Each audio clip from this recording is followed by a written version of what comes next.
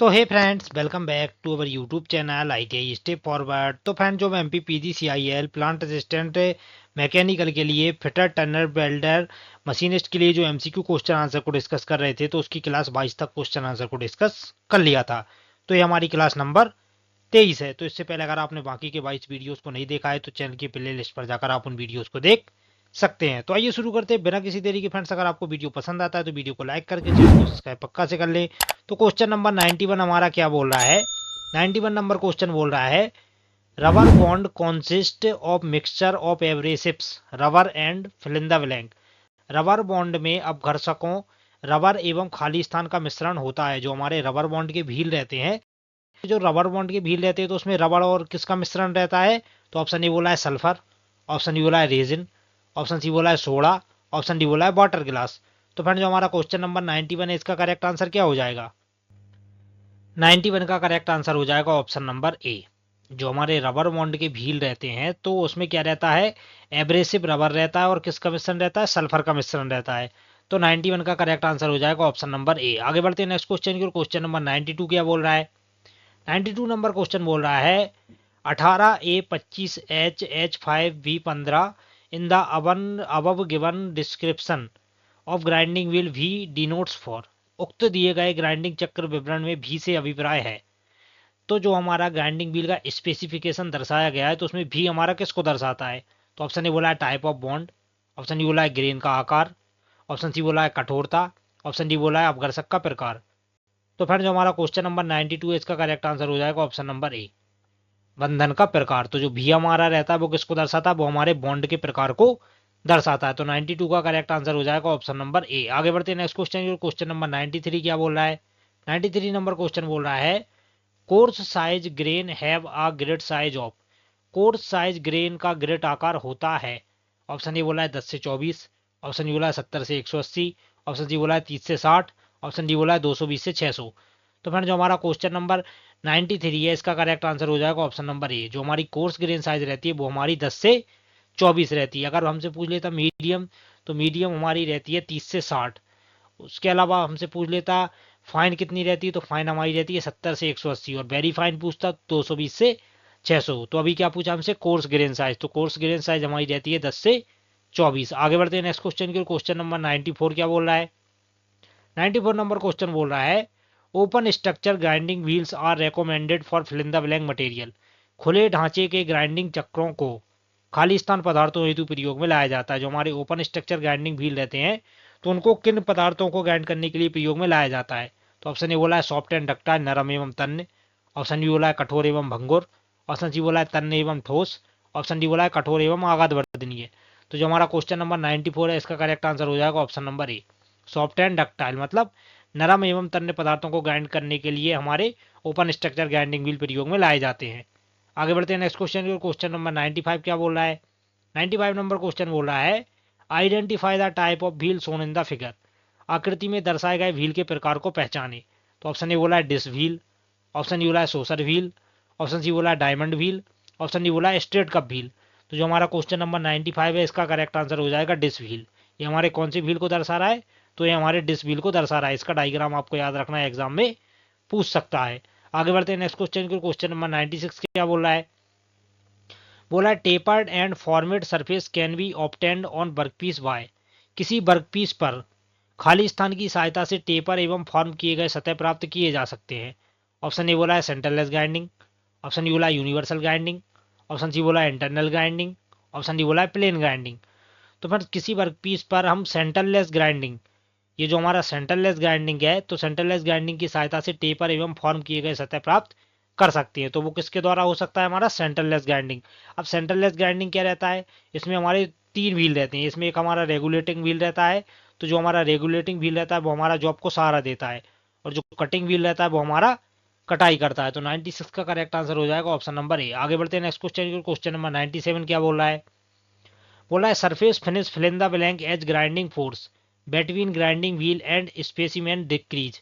जैसे ही ग्राइंडिंग चक्र एवं प्रतिरूप के मध्य ग्राइंडिंग बल घटता है, सतह पर स्कंड फिल इन द ब्लैंक खाली स्थान होता है। ऑप्शन ए बोला है घटता है, ऑप्शन डी बोला है बढ़ता है, ऑप्शन सी बोला है अपरिवर्तित रहता है, ऑप्शन डी बोला है पहले घटता है फिर स्थिर हो जाता है। तो फिर जैसे ही ग्राइंडिंग चक्र जो सरफेस फिनिश रहती है, जैसे जैसे फोर्स उसका बढ़ता जाता है, तो जो हमारा सतह परिष्करण मतलब सरफेस फिनिश रहती है वो क्या रहती है, घटती जाती है। मतलब जैसे जैसे ग्राइंडिंग व्हील की स्पीड बढ़ती जाएगी तो उसका जो बल घटता है, तो उसका जो सतह फिनिश रहता है वो क्या रहता है, घटता जाता है। आगे बढ़ते हैं नेक्स्ट क्वेश्चन की। क्वेश्चन नंबर 98 क्या बोल रहा है, बोल रहा है in a lathe when a workpiece is held between the centres the fill in the blank is use to drive it. Lathe में जब वर्कपीस के सेंटर के बीच पकड़ा हुआ होता है तो उसे चलाने के लिए खाली स्थान का प्रयोग किया जाता है।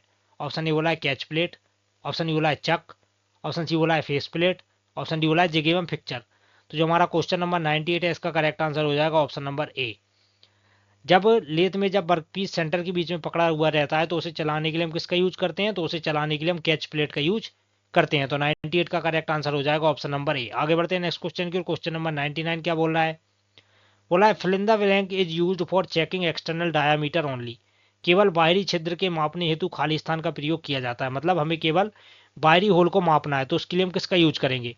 ऑप्शन ए बोला है रिंग गेज, ऑप्शन ए बोला है प्लग गेज, ऑप्शन सी बोला है dial bore gauge, option D बोला है टेलीस्कोपिक गेज। तो फ्रेंड जब हमें बाहरी छिद्र को मापना होता है तो उसके लिए हम किसका यूज करते हैं, तो उसके लिए हम रिंग गेज का यूज करते हैं। आगे बढ़ते हैं नेक्स्ट क्वेश्चन की। क्वेश्चन नंबर 100 क्या बोल रहा है, 100 नंबर क्वेश्चन बोल रहा है द गिवन पिक्चर डिपिक्ट्स, दिया हुआ चित्र दर्शाता है। ये जो डायग्राम में दर्शाया गया है ये हमारा किसको दर्शा रहा है।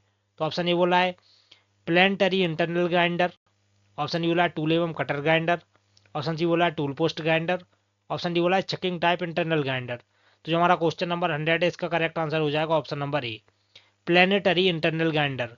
तो ये जो डायग्राम है ये हमारे प्लेनेटरी इंटरनल ग्राइंडर को दर्शाता है। तो 100 का करेक्ट आंसर हो जाएगा ऑप्शन नंबर ए। आगे बढ़ते हैं नेक्स्ट क्वेश्चन की। क्वेश्चन नंबर 101 क्या बोल रहा है, 101 नंबर क्वेश्चन बोल रहा है milling attachment are generally used for making.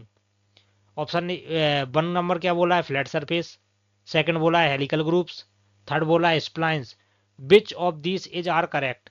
Milling attachment का प्रयोग सामान्यतः खाली स्थान बनाने के लिए किया जाता है। ऑप्शन ए बोला है समतल, ऑप्शन बी बोला है हेलिकल ग्रुप, ऑप्शन सी बोला है स्प्लीन, इनमें से। तो ऑप्शन ए क्या बोला है 1 2 3, ऑप्शन बी बोला है 1 और 2, ऑप्शन सी बोला है 2 और 3, ऑप्शन डी बोला है 1 और 3। तो जो हमारा क्वेश्चन नंबर 101 है इसका करेक्ट आंसर हो जाएगा ऑप्शन नंबर ए। तो जो हमारा मिलिंग अटैचमेंट रहता है तो मिलिंग अटैचमेंट के द्वारा हम क्या करते हैं, समतल सतह भी बना सकते हैं, हेलिकल ग्रुप भी बना सकते हैं, और स्प्लाइन वगैरह काटने होते हैं तो स्प्लाइन वगैरह भी हम मिलिंग के द्वारा काट सकते हैं। तो ये तीनों हमारे सही होंगे। आगे बढ़ते हैं नेक्स्ट क्वेश्चन की। क्वेश्चन नंबर 102 क्या बोल रहा है, 102 नंबर क्वेश्चन बोला है fill in the blank is used to sharpen cutting tools from complex shape such as reamer, cutter, drill etc। Reamer, cutter, drill इत्यादि जैसे जटिल आकृति के कटिंग औजारों हेतु खाली स्थान का प्रयोग किया जाता है। मतलब रीमर हो गया, कटर, ड्रिल वगैरह हो गया, जिनको मतलब कटिंग औजारों को हमें ग्राइंड वगैरह करना है तो उसके लिए हम किस ग्राइंडर का यूज करेंगे। तो ऑप्शन ए बोला है टूल एवं कटर ग्राइंडर, ऑप्शन ए बोला है सेंटरलेस ग्राइंडर, ऑप्शन सी बोला है थ्रेड ग्राइंडर, ऑप्शन डी बोला है पिस्टन ग्राइंडर। तो फ्रेंड्स रीमर हो गया, ड्रिल वगैरह हो गया, तो इनको काटने के लिए हम किस ग्राइंडर का यूज करते हैं, तो उसके लिए हम टूल और कटर ग्राइंडर का यूज करते हैं। तो 102 का करेक्ट आंसर हो जाएगा ऑप्शन नंबर ए। आगे बढ़ते हैं नेक्स्ट क्वेश्चन की। क्वेश्चन नंबर 103 क्या बोल रहा है, ये हमारा न्यूमेरिकल क्वेश्चन है। तो न्यूमेरिकल क्वेश्चन है, इसको हम बाद में सॉल्व करेंगे, तो अभी मैं इसका आपको डायरेक्ट आंसर बता दे रहा हूँ। इसका आंसर होगा हमारा 1760। आगे बढ़ते हैं नेक्स्ट क्वेश्चन की। क्वेश्चन नंबर 104 क्या बोल रहा है, 104 नंबर क्वेश्चन बोला है fill in the blank is an optical equipment used for measuring elevation angles above horizontal। एक ऑप्टिकल उपकरण है जो क्षैतिज के ऊपर के उन्नयन कोणों के मापन हेतु प्रयोग किया जाता है। ऑप्शन ए बोला है क्लाइनोमीटर, ऑप्शन ए बोला है टेलीसर्प, ऑप्शन सी बोला है कोलोमीटर, ऑप्शन डी बोला है स्नैप गेज। तो जो हमारा क्वेश्चन नंबर 104 है इसका करेक्ट आंसर हो जाएगा क्लाइनोमीटर। जो हमारा क्लाइनोमीटर है एक ऑप्टिकल उपकरण है जो क्षैतिज से ऊपर के उन्नयन कोणों के मापन हेतु प्रयोग किया जाता है। तो वो क्या रहता है हमारा क्लाइनोमीटर। आगे बढ़ते हैं नेक्स्ट क्वेश्चन की। क्वेश्चन नंबर 105 क्या बोल रहा है, 105 नंबर क्वेश्चन हमारा बोल रहा है the relation between smoothness and roughness of a component is called. किसी अवयव के चिकनाई एवं खुरदरापन के मध्य संबंध खाली स्थान कहलाता है। मतलब कोई भी अवयव है या कोई भी हमारा पार्ट्स है तो उसकी चिकनाई, चिकनाई बोले तो क्या हो गया हमारा स्मूथनेस, और खुरदरापन के जो बीच का संबंध रहता है उसे क्या बोलते हैं, तो उसे बोलते हैं हम सरफेस फिनिश, सतही परिष्करण। तो कोई भी हमारा पार्ट्स है तो उसकी जो चिकनाई मतलब रफनेस और स्मूथनेस के बीच का जो संबंध रहता है वो हमारा क्या कहलाता है, वो हमारा सरफेस फिनिश कहलाता है। तो 105 का करेक्ट आंसर हो जाएगा ऑप्शन नंबर ए। आगे बढ़ते हैं नेक्स्ट क्वेश्चन की। और क्वेश्चन नंबर 106 क्या बोल रहा है, 106 नंबर क्वेश्चन बोल रहा है A machined surface with no indication of any other detail is represented by symbol. ऐसी मशीनी कैसे सतह जिसमें अन्य किसी जानकारी का कोई संकेत नहीं होता है उसे इस चिन्ह से दर्शाया जाता है। तो ऑप्शन में बोल रहा है मतलब ये जो चार ऑप्शन दिए गए मतलब ऐसी हमारी जो मशीनी कैसे सतह है जिसमें हमें मतलब कोई भी ऑपरेशन नहीं करना है, तो मतलब जैसे उस पर हमें कोई भी संकेत नहीं होता है जिससे ये चिन्ह हमारा दर्शाया गया है, तो वो रहता है हमारा ऑप्शन नंबर ए। ये जो हमारा डायग्राम है इसमें ये दर्शाया गया है कि हम इस पर मशीनिंग वगैरह कर सकते हैं। अगर हमसे पूछ लेता कि कौन सा ऐसा संकेत चिन्ह होता है जिस पर मतलब मशीनिंग नहीं करना है, तो वो रहता है हमारा ऑप्शन नंबर बी। तो अभी क्या पूछा है, जिसमें कोई संकेत नहीं होता उसे इस चिन्ह से दर्शाया जाता है, तो वो रहता है हमारा ऑप्शन नंबर ए। आगे बढ़ते हैं नेक्स्ट क्वेश्चन के। क्वेश्चन नंबर 107 क्या बोल रहा है, 107 नंबर क्वेश्चन बोल रहा है unit of surface finish is, सतह परिष्करण का मात्रक खाली स्थान है। जो हमारा सरफेस फिनिश रहता है तो उसका मात्रक क्या रहता है, तो ऑप्शन ए बोला है माइक्रोन, ऑप्शन डी बोला है किलोग्राम, ऑप्शन सी बोला है पोइज, ऑप्शन डी बोला है सेंटीग्राम। तो फ्रेंड्स आप सभी को पता होगा जो हमारा सरफेस फिनिश रहता है वो हमारा माइक्रोन में मापा जाता है। आगे बढ़ते हैं नेक्स्ट क्वेश्चन के। क्वेश्चन नंबर 108 क्या बोल रहा है, 108 नंबर क्वेश्चन बोल रहा है identify the type of grinding zone in the figure, चित्र में दर्शाए गए ग्राइंडिंग के प्रकार को पहचाने। ऑप्शन ए बोला है centreless in feed, option D बोला है centreless end feed, option C बोला है centreless through feed, option D बोला है टूल पोस्ट। तो जो हमारा क्वेश्चन नंबर 108 है इसका करेक्ट आंसर हो जाएगा option number A, centreless in feed.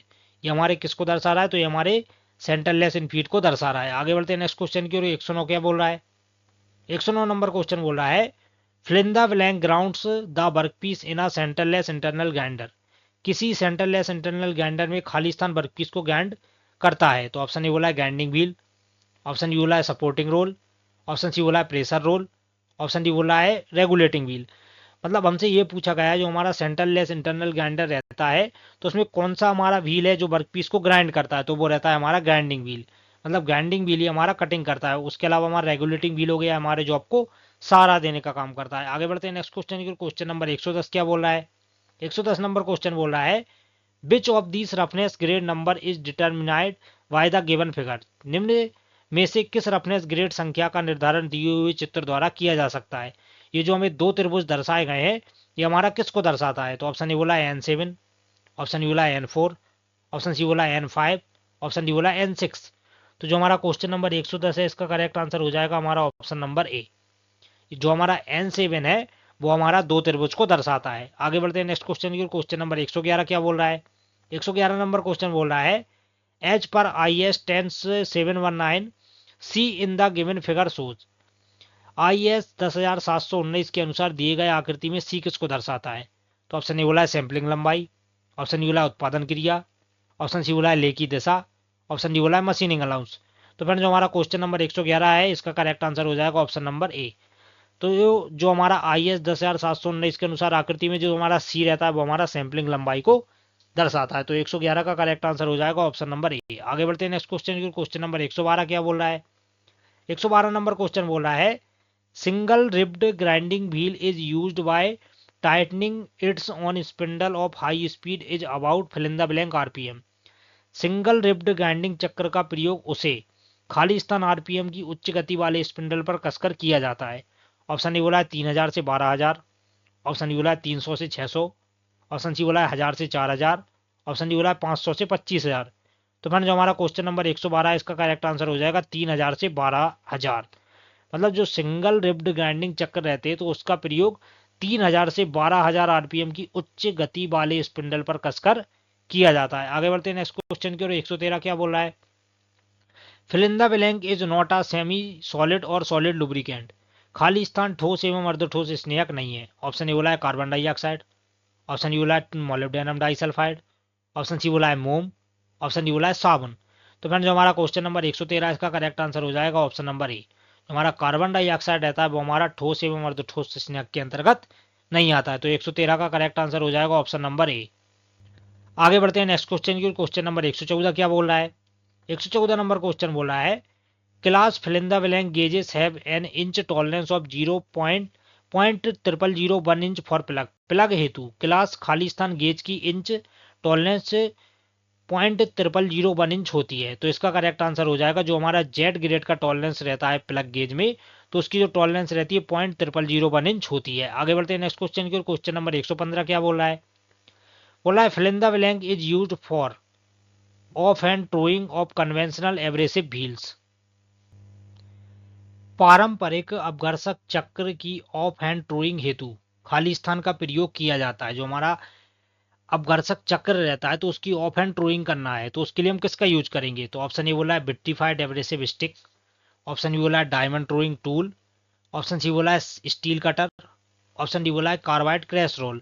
तो फ्रेंड जो हमारा क्वेश्चन नंबर 115 है इसका करेक्ट आंसर हो जाएगा ऑप्शन नंबर ए, विट्रीफाइड एब्रेसिव स्टिक का प्रयोग ऑफ हैंड थ्रोइंग करने के लिए किया जाता है। तो 115 का करेक्ट आंसर हो जाएगा ऑप्शन नंबर ए। आगे बढ़ते हैं नेक्स्ट क्वेश्चन की। क्वेश्चन नंबर 116 क्या बोल रहा है?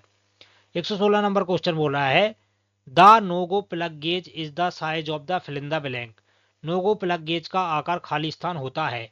ऑप्शन ए क्या बोला है? होल की अधिकतम सीमा, ऑप्शन बी क्या बोला है? शाफ्ट की न्यूनतम सीमा, ऑप्शन सी क्या बोला है? होल की न्यूनतम सीमा, ऑप्शन डी बोला है शाफ्ट की अधिकतम सीमा। तो फ्रेंड्स आप सभी को पता होगा जो हमारा प्लग गेज रहता है तो उसमें जो नोगो प्लग गेज रहता है वो हमारा होल की अधिकतम सीमा के बराबर होता है। अगर पूछ लेता गो प्लग गेज तो गो प्लग गेज हमारा होल की न्यूनतम लिमिट के बराबर रहता है, लेकिन इसने पूछा है नो गो प्लग गेज तो वो हमारा होल की अधिकतम सीमा के बराबर रहता है। आगे बढ़ते हैं नेक्स्ट क्वेश्चन की। क्वेश्चन नंबर 117 क्या बोल रहा है? In the finish polishing the grid size is kept at. Fine finish polishing में ग्रिड आकार को खाली स्थान रखा जाता है। ऑप्शन ए बोला है 120 mm से ऊपर, ऑप्शन बी बोला है 20 से 40 mm, ऑप्शन सी बोला है 40 से 80 mm, ऑप्शन डी बोला है 80 से 120 mm। तो फ्रेंड जो हमारा फाइन फिनिश पॉलिशिंग रहता है तो उसमें जो ग्राइंडिंग ग्रिट आकार रखा जाता है वो हमारा कितना रखा जाता है? तो 117 का करेक्ट आंसर हो जाएगा ऑप्शन नंबर ए, अब 120 mm, 120 mm से ऊपर। तो फ्रेंड जो हमारा फाइन पॉलिशिंग व्हील रहता है तो उसमें जो ग्रेन साइज रहता है वो हमारा 120 mm से ऊपर रखा जाता है। ये हमारा मोस्ट इंपॉर्टेंट क्वेश्चन है, इस तरीके के क्वेश्चन एग्जाम में पूछे जाते हैं। आगे बढ़ते हैं नेक्स्ट क्वेश्चन की। क्वेश्चन नंबर 118 क्या बोल रहा है? Least count of digital micrometer is. Digital micrometer gauge का अल्पतमांक खाली स्थान है। ऑप्शन ए बोला है 0.001 mm, ऑप्शन बी बोला है 0.02 mm, ऑप्शन सी बोला है 0.01 mm, ऑप्शन सी बोला है 0.002 mm। तो फ्रेंड जो हमारा क्वेश्चन नंबर 118 इसका करेक्ट आंसर हो जाएगा option number A, digital micrometer का अल्पतमांक कितना रहता है? तो 0.001 mm, मतलब 1 mm के हजारवें भाग को मापता है। आगे बढ़ते हैं नेक्स्ट क्वेश्चन की। क्वेश्चन नंबर 119 क्या बोल रहा है? Laps of larger diameter are made up of. विशाल व्यासों के लेप खाली स्थान से बनाए जाते हैं। ऑप्शन ए बोला है धलवा लोहा, ऑप्शन डी बोला है तांबा, ऑप्शन सी बोला है पीतल, ऑप्शन डी बोला है एल्यूमिनियम। तो जो हमारा क्वेश्चन नंबर 119 है इसका करेक्ट आंसर हो जाएगा ऑप्शन नंबर ए, विशाल व्यास के लेप किससे बनाए जाते हैं? तो वो हमारे कास्ट आयरन से बनाए जाते हैं। आगे बढ़ते हैं नेक्स्ट क्वेश्चन की ओर। क्वेश्चन नंबर 120 क्या बोल रहा है? Fused alumina is used for lapping. Fused alumina का प्रयोग खाली स्थान की लेपिंग हेतु किया जाता है। तो भी 120 का करेक्ट आंसर हो जाएगा ऑप्शन नंबर ए, फ्यूज्ड एल्यूमिना का प्रयोग सॉफ्ट स्टील नरम स्टील की लेपिंग के लिए किया जाता है। आगे बढ़ते हैं नेक्स्ट क्वेश्चन की ओर। 121 क्या बोल रहा है?